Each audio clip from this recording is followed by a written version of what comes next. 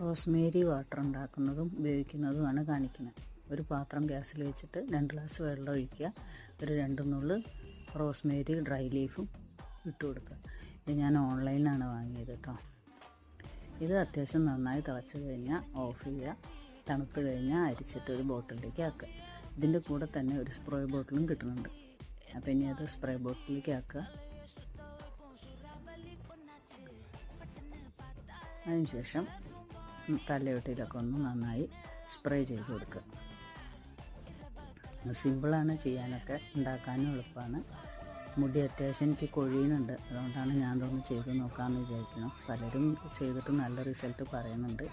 അപ്പോൾ എങ്ങനെ ഉണ്ടെന്ന് ഞാനും ഒന്ന് പരീക്ഷിച്ച് നോക്കാമെന്ന് വിചാരിച്ചു. ഇഷ്ടപ്പെട്ട എല്ലാവരും ലൈക്ക് ചെയ്യുക, കമൻറ്റ് ചെയ്യുക, സബ്സ്ക്രൈബ് ചെയ്യാൻ മറക്കരുത്. ഉണങ്ങിയ മുടിയിലും നനഞ്ഞ മുടിയിലും ആക്കാമെന്ന് പറയുന്നുണ്ട് കേട്ടോ. അത്രയേ ഉള്ളൂ.